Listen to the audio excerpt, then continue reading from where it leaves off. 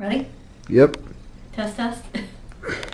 Hi, I'm Chris Donovan Haynes from Counseling Services. Today I want to talk a little bit about managing your time and how to get organized. First, I want to point out how many hours you actually have to play with in your day. So in one day, obviously, there are 24 hours, but in a week you have 168 hours, which seems like a lot when you first look at it.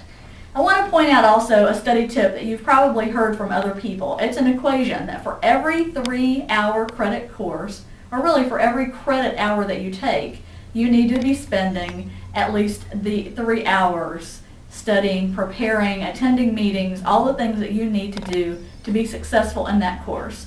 So I want to share first the tools that you're going to need to do this and move from there. So, first off, you need a clock. Clocks are really important. They will help you stay on track. I've got a few different ones. I keep this one on my desk, keep that one on my wall. And I know for a lot of students, this is the clock that you use the most. And for many people, they use this also for their planner and organizer. For people who are very visual learners, it might be better to have something a little bit larger, something that you can carry with you. I'm a big fan of the student planner. The student planner is a great way to organize what you have going on each day, day to day. And there are a variety of tools in this book that I really enjoy. And one of my favorite is in the very back, and that's the stickers. So if you need help reminding yourself of different upcoming events like tests, studying for quizzes, things like that, this is a great tool that you can use. If you don't have this and you use a different type of planner, you can always purchase these little sticky things, which can help you flag different parts. They're great for studying and they're great for marking different times in your calendar that are coming up. For some people like myself, they like to use a larger size planner. This one that I prefer actually shows week to week. So you've got your full calendar at the top, and for each week you can block off the time for your classes and other obligations like classes, after hours, meetings, club meetings, study time, planning with friends, things like that. I'm also a fan of using a wall calendar. Some of you all probably have these in your rooms with neat artwork and stuff like that. You might want to put test dates or important upcoming events on that. If you don't have a calendar, you can actually go online and download free ones if you prefer a weekly calendar, monthly calendar, or even a daily one each day. I have printed out a weekly calendar and I've blocked off a sample class schedule. This is an important thing to do at the beginning of the semester because you know these classes are going to be in place and you're going to need to work around them no matter what you're doing. If it's projects, if you're meeting with class members and working on a group project, if you have club meetings and things like that, your classes are going to be at the core of what you're doing.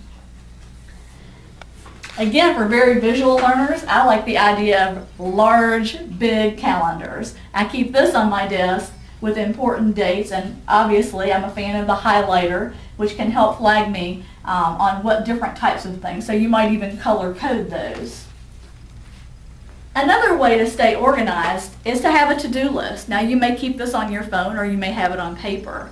A couple tips regarding to-do lists: no matter how you keep them short. An effective to-do list is going to be reasonable and achievable. If you have too many things on your to-do list, it's going to seem out of control. It's going to get discouraging and you're going to feel like you're never going to get it all done. So keep it short and to the point and mark those things off when you're finished with them. You get a great sense of accomplishment getting a chance to wipe something off of that list. This is just another type of list or paper that you might keep in making lists. Another tip that I have is at the end of the day, when you come home from class, take your book bag and dump it out. I've seen a lot of book bags that people are carrying around that look like they weigh about 500 pounds, which probably doesn't feel great to carry around. But take your papers and organize them. Another thing that you can do as a student is make sure that you move your body. That's another great way to decrease the stress that your body is experiencing. So get out, whether it's doing push-ups, crunches, going to the gym, or just simply taking a walk. Make sure to move your body and exercise. That's a good one. Today I'd like to talk to you about managing your stress. And the first thing that you can do to try to de-stress and decrease anxiety is to get organized. You might need to clean out your bag, dump out your book bag and start all over. And make sure that you have a planner from Coastal Carolina University so you can track your test dates, due dates for projects and papers, and start to really feel organized and be in charge of what you're doing on a day-to-day basis. College students tend to be really busy people, and a lot of times they don't eat the right foods because they're so busy they don't have time to prepare healthy meals. So this is just a reminder. Eat a well-balanced diet. Make sure that you eat 3 meals a day or 5 small meals a day. You don't want to be depleted because when you lose your energy, a lot of times that makes you more vulnerable to stress and anxiety. Another thing you can do to try to reduce your stress is to limit your use of caffeine. If you can, avoid use of energy drinks and limit your intake of coffee and other caffeinated beverages. Oftentimes, people find it really helpful if they're feeling stressed out to talk it out with a friend or a family member or a colleague. Sometimes at college you might want to use your advisor, an instructor, or even someone here at Counseling Services to talk it through.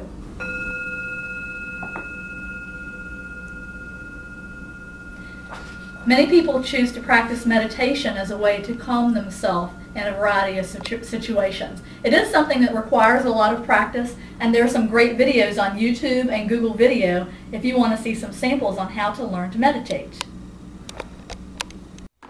Man, this has been the worst week ever. Like, I've had many problems in classes. I'm having problems with my boyfriend. My family life sucks. I'm having like the worst week. Lauren, that sounds awful. Is there anything I can do to help you? You know, one of the best things you can do to relay stress is just talk it over with somebody.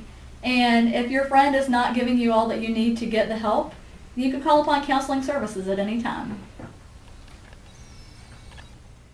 I'm so stressed. Let's do something that we love to do.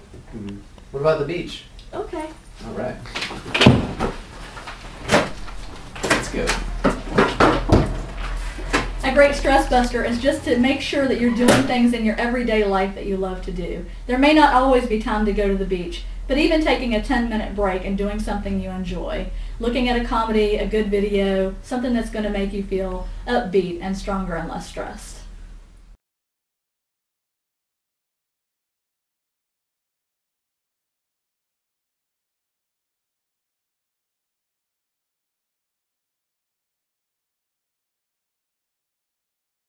A great stress buster is just to hang out and laugh with friends. Read a good book.